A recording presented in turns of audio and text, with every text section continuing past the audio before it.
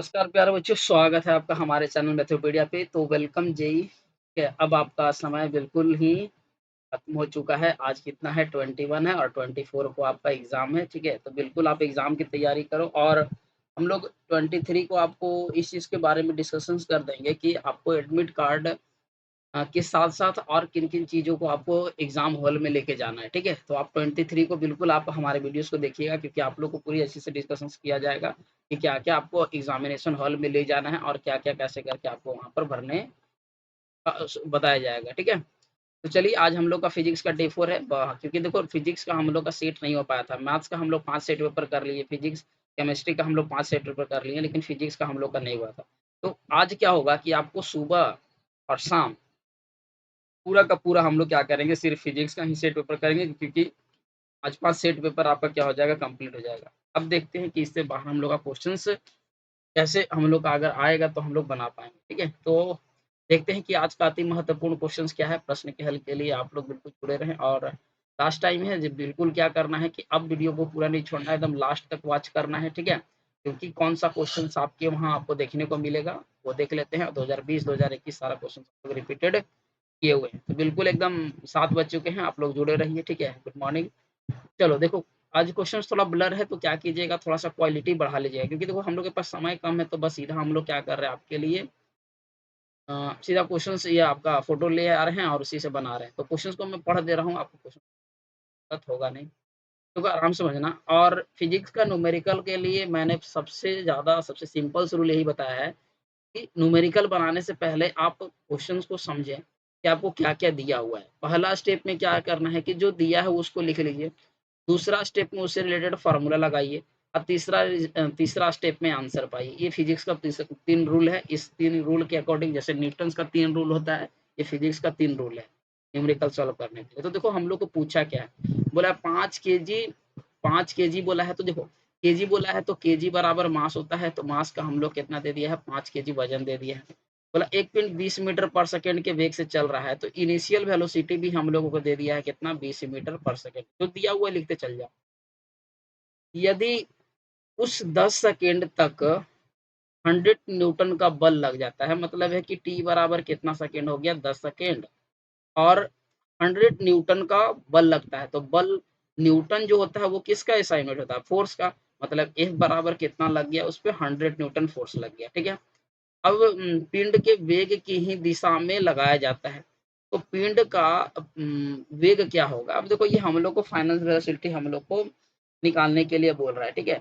तो एक चीज़ का ध्यान रखना, सबसे पहले आपको क्या दिया है कि हम लोग जानते हैं कि मोमेंटम हम लोग निकाल लेते हैं, ठीक है? P is equal to mv होता है। कलर चेंज कर देते हैं, आप लोग को थोड़ा-सा अच्छा भी लगेगा। चलो कौन-सा फ़ेवरेट कलर है? ब्लू।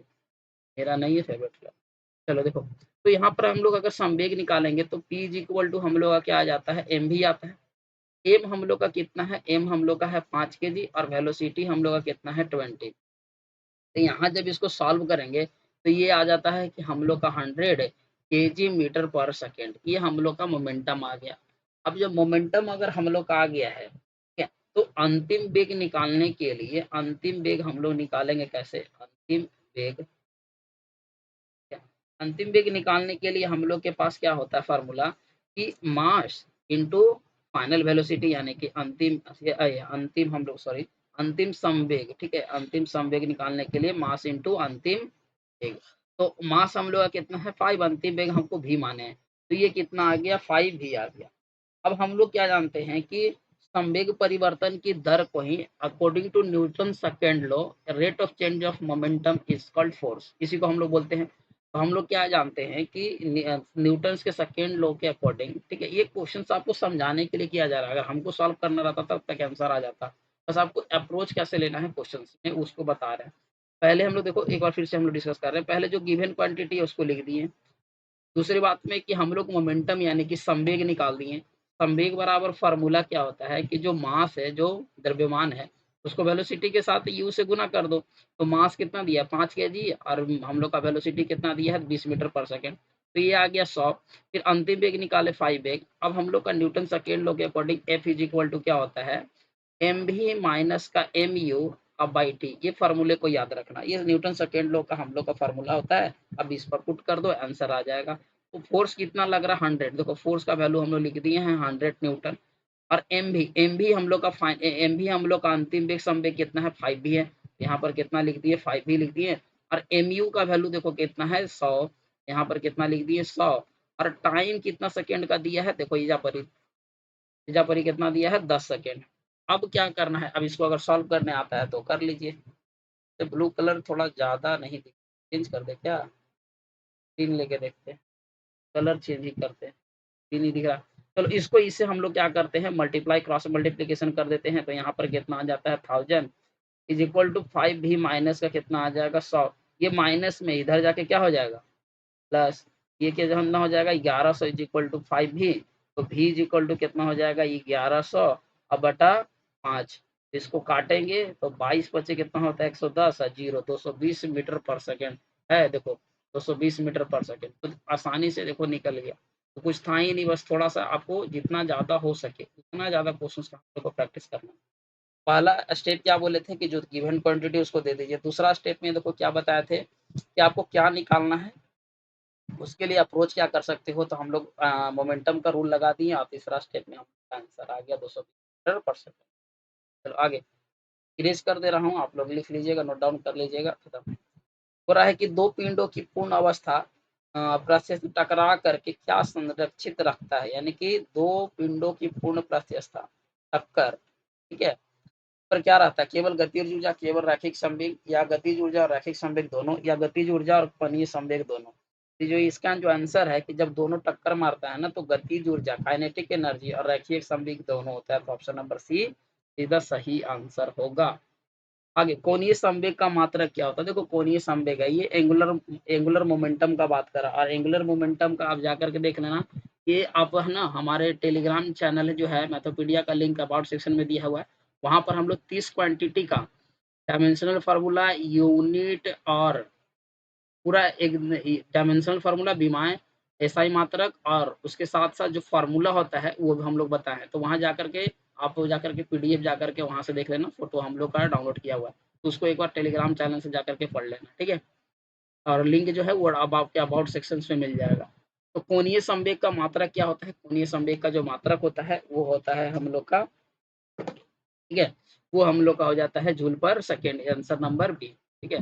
उसके बाद आगे एक सरल आवर्त में प्राग्रामी तरंग का समीकरण इतना है। ये क्वेश्चन से रिपीटेड है, मैं तो सॉल्व नहीं करूंगा लेकिन फिर भी चलो कोई दिक्कत नहीं है, आप लोग के लिए अगर है तो हम सॉल्व करते हैं। देखो समीकरण हम लोग को कितना दे दिया है y is equal to 8 sine 2 pi और 0.1 x माइनस का कितना दिया है 2t, ये हम लोग का है।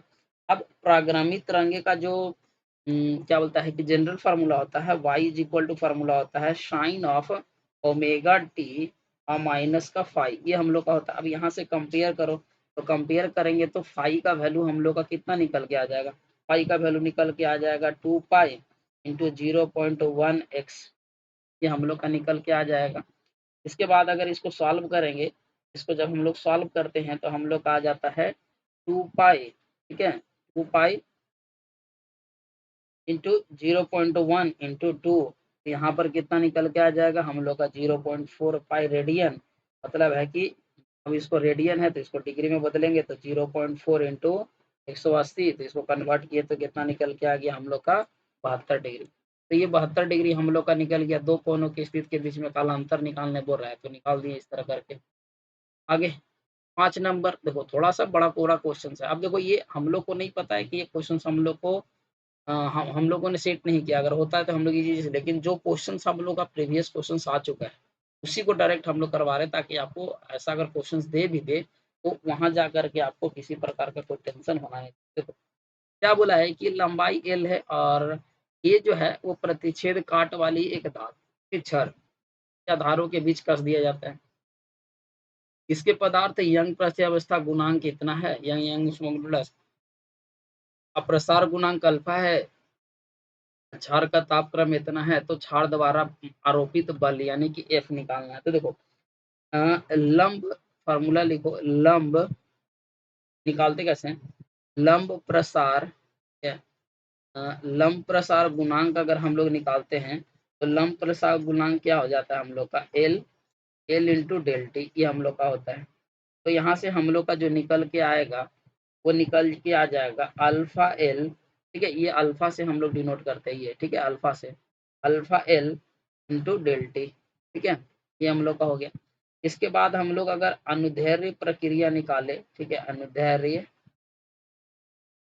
धैर्य विक्रिया, ठीक है, अनुदैर्ध्य विक्रिया को अगर निकाला जाता है तो वो हो जाता है हम लोग का एल बाई एल, मतलब है कि अल्फा इंटू डेल टी। इसके बाद हम लोग निकाल देते हैं यंग्स प्रतिस्थापन गुणांक, ठीक है, उसका वैल्यू जो होता है यंग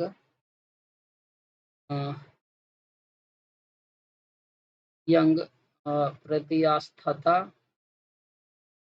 गुणांक, ठीक है, इसको अगर हम लोग निकालते हैं, ये हम लोग का कितना आ जाता है एफ बाई ए, ये फार्मूला को याद रखना, f by a alpha into del t, ये हम लोग का फार्मूला होता है यार, ये इसको हम लोग गामा से रिप्रेजेंट करते हैं। तो यहाँ से हम लोग को एफ निकालना है, तो एफ बराबर हम लोग का क्या आ जाएगा गामा ए अल्फा डेल्टा। अब गामा ए अल्फा डेल्टा किसमें है, gamma a alpha, gamma a alpha delta option number b में जो है क्या हो जाएगा, सही हो जाएगा। ठीक है, तो थोड़ा सा ये अलग क्वेश्चन टाइप का था बिल्कुल, कि जो आप लोग से एकदम आप लोग कभी देखे नहीं इस तरह का क्वेश्चन सॉल्व कर, फिर भी हम लोग ने सॉल्व किया आपको समझने के लिए कि अगर आता है तो अल्फा ए डेल्टा लगा देना। फिर नंबर पूरा 10 ग्राम द्रव्यमान का एक कण 0.5 मीटर आयाम और 10 रेडियन पर सेकेंड के वृत्तीय आवृत्ति में सरल आवर्त गति कर रहा है, तो दोलन दोलन के दौरान कण पर लगने वाला अधिकतम बल का मान कितना होगा। कोई दिक्कत नहीं है, एम बराबर हम लोग को कितना दिया है 10 ग्राम दे दिया है, तो इसको अगर हम लोग अथी में चेंज करें केजी में, 1000 से क्या कर देंगे डिवाइड, तो जीरो जीरो कट गया, मतलब है कि 0.01 केजी हम लोग का आ गया ये केजी में, ठीक है। यानी कि इसको हम लोग क्या लिख सकते हैं 10 टू दी पावर माइनस का 2 केजी, अगर ऑर्डर में लिखा जाता है तो ये लिखा जाएगा। आयाम, आयाम को हम लोग एम्पलीट्यूड बोलते हैं, एम्पलीट्यूड को ए से रिप्रेजेंट किया जाता है, ये कितना दिया है 0.5 मीटर दिया है। वृत्तीय गति को हम लोग बोलते हैं ओमेगा, ओमेगा का वैल्यू दिया है 10 रेडियन पर सेकेंड दिया, जो जो दिया उसको लिखते चलेगा। तो हम लोग का फार्मूला क्या होता है, एफ बराबर हम लोग का फार्मूला होता है मास इंटू ओमेगा स्क्वायर ए। अब यहाँ से सब कुछ निकाल दो, एम का वैल्यू कितना है 10 टू द पावर -2, ओमेगा का वैल्यू कितना है 10 गुने 10, और ए का वैल्यू कितना है 0.5। तो ये वाला जो है ये पूरा तरह से कैंसिल हो गया, यहाँ पर कितना बचा 0.5 न्यूटन, 0.5 न्यूटन, ये सही हो गया। ठीक है, तो कुछ ज़्यादा बड़ा नहीं है, पार को क्या करना है सॉल्व करते चले आगे। बोल रहा है कि 7 नंबर की एम द्रव्यमान एक पिंड अल्फा कोण के खुदरे नद तलन पर पे फिसलता है और वाई घन से का पिंड का त्वरण क्या होगा। ठीक है, पिंड का त्वरण करने के लिए कुछ हम लोग करना ही नहीं है, इसका क्या हो जाएगा e minus sine alpha mu cos alpha, ये डायरेक्ट आप फार्मूला को क्या याद रख लीजिएगा, रट लीजिएगा, इसमें कुछ है नहीं, सब सब तो का रटने वाला फार्मूला। आगे 8 नंबर बोला एक उत्पादक का द्रव्यमान 500 केजी है, जब वह 2.0 मीटर के त्वरण से ऊपर उठ रहा हो तो उसकी डोरी के में तनाव क्या होगा। ठीक है, जी बराबर आपका वैल्यू दे दिया है, तो इसको निकालोगे कैसे, देखो हम लोग को एम का वैल्यू कितना दे दिया है, एम का वैल्यू दे दिया है 500 केजी, ठीक है, लिफ्ट का दे दिया है 500 केजी है, त्वरण दे दिया है 2 मीटर पर सेकंड है, गुरुत्वीय त्वरण कितना दे दिया है 9.8 दे दिया है, और मान लेते हैं कि टेंशन जो होता है उसमें जो तनाव है वो तनाव को हम लोग क्या मान लेते हैं कि टी मान लेते हैं। तो फार्मूला क्या हो जाता है टी इज इक्वल टू, देखो जब भी कोई चीज ऊपर की ओर उठ रहा है, ठीक है, ये क्या हो रहा है कि ऊपर की ओर उठ रहा है, तो इसमें हम लोग क्या कर लेते हैं कि जो ग्रेविटेशन होता है ना उसमें एक्सेलरेशन क्या हो जाता है प्लस हो जाता है, तो मास, ठीक है, और जी प्लस ए हो जाता है। अब इसमें सॉल्व कर दो, टी इज इक्वल टू कितना निकलेगा, मास है 500 के जी और जी का वैल्यू है कितना 9.8 और इसका वैल्यू है 2। तो यहाँ पर सॉल्व करेंगे तो 500 गुने 11.8, ठीक है। अब इसको साथ जितना आप चाहे जल्दी कर दो तो आ जाएगा कितना 5900 न्यूटन, 5900 न्यूटन, ठीक। और अगर यही नीचे आ जाता है ना, नीचे आ जाता तो यहाँ पर हम लोग क्या लिखते हैं टी एम जी माइनस ए, ठीक है, ये फार्मूले को आपको याद रखना।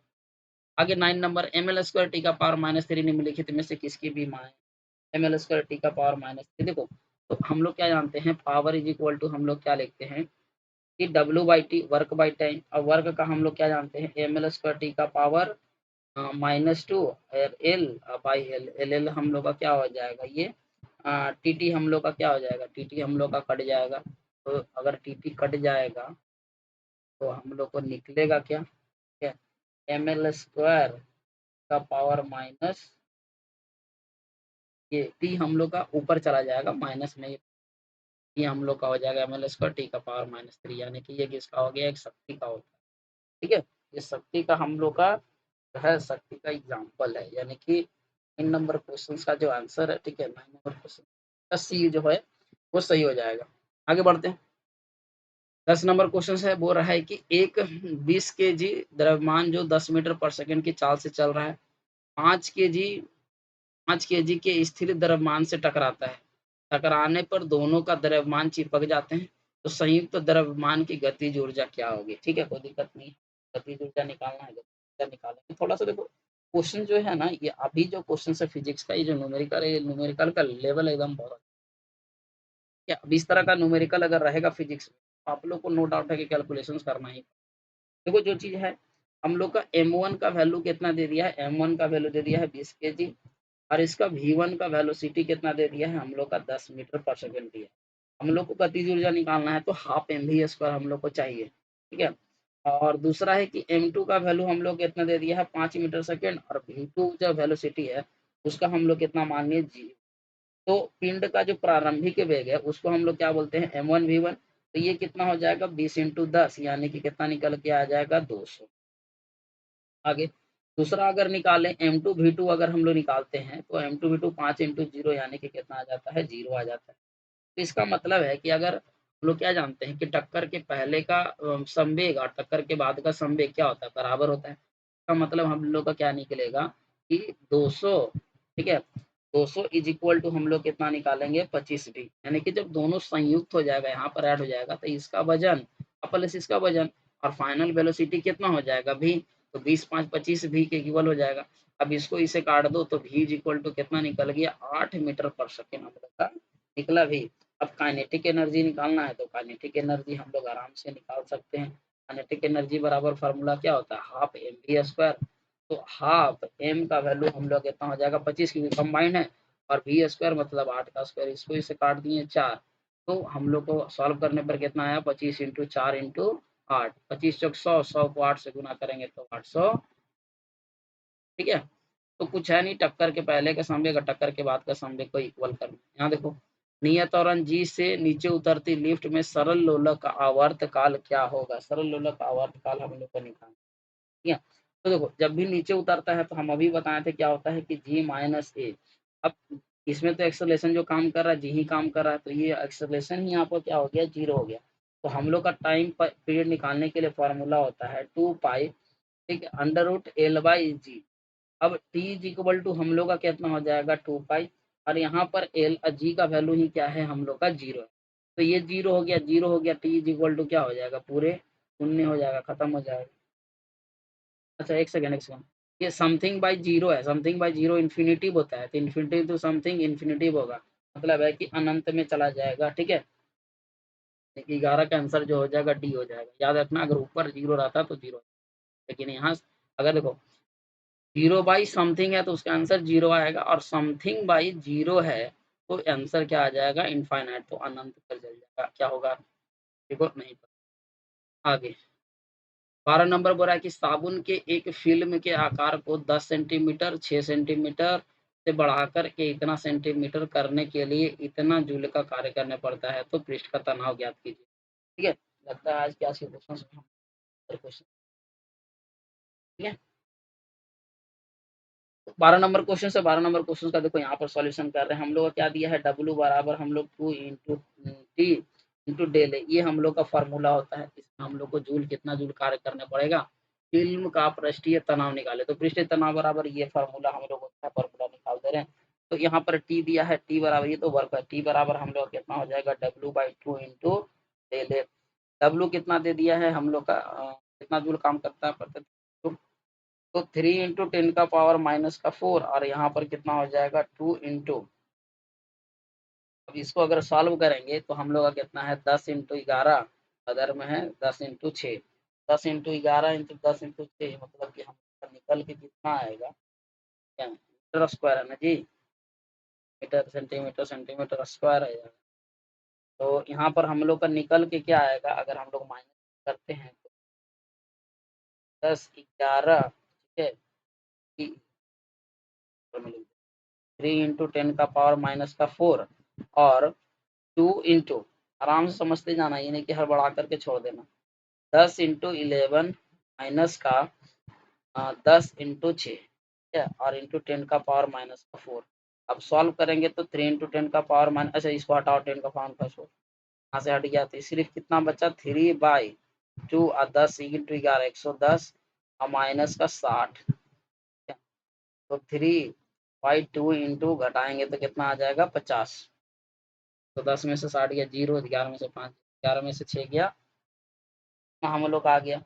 अब इतना जब आया है तो ये कितना हो गया 100, यानी कि 3 × 10⁻², पावर माइनस का 2 मीटर हम लोग को देखने को मिला। तो खुद देखो कि यहाँ पर हम लोग का क्या है, ये इतना है और ये हम लोग का कितना निकल के आ रहा है, इतना निकल के आ रहा है। तो आंसर कौन हो जाएगा कि एन जो है वो लेस देन एन एच। ठीक है, एक सेकंड 12 है ना, तो 3 × 10⁻² मीटर पर मीटर निकल, ठीक है, और का आने कहीं। 13 नंबर बोला है कि यदि फास्फोरस द्वारा आत्मदित अर्धचालक में इलेक्ट्रॉन और होल की संख्या Ne और NH है, तो आंसर क्या होगा कि NH जो होगा वो ग्रेटर देन क्या होगा, Ne होगा। ठीक है, सॉरी 13 में ये होगा, Ne जो होगा वो ग्रेटर देन NH। आगे कई रेडियो में 16 दिन में 25% रह जाता है, तो उसकी अर्ध आयु ज्ञात कीजिए। देखो ये वाला जो अर्ध आयु वाला जो क्वेश्चन है ना, ये बहुत बार हम लोग बताएं, इसका फिर से एक फार्मूला बता दे रहे हैं, N/N0, ठीक है, और N/N0 इज इक्वल टू हम लोग का कितना हो जाता है, कितना बड़ा 25%, तो 25 बटा कितना हो जाएगा 100, ठीक है, इज इक्वल टू 1/2 का पावर n, ये फार्मूला हम लोग का। तो यहाँ से हम लोग निकाल देंगे 1/2 का पावर कितना हो जाएगा n, और यहाँ पर कितना हो जाएगा 1/2 का पावर 2, ठीक है, 25 बटा 100 n/2 का पावर हम लोग का निकल के चला जाएगा, कितना आ जाएगा n बराबर हम लोग का क्या निकल के आ जाएगा, बराबर हम लोग आ जाएगा कितना,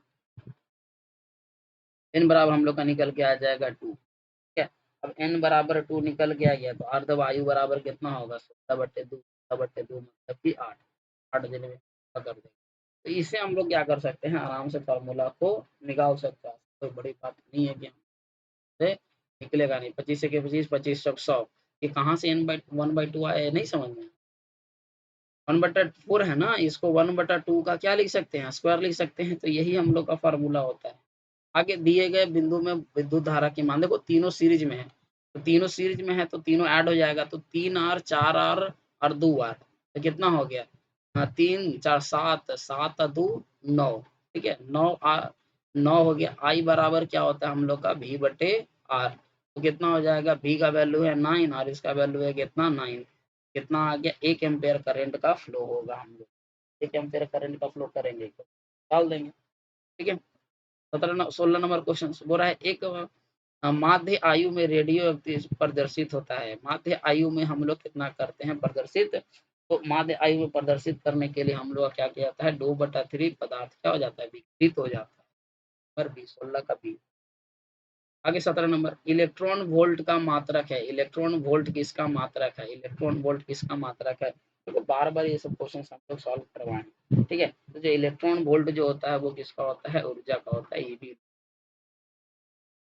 ठीक है, 17 का हम लोग का क्या हो जाएगा डी।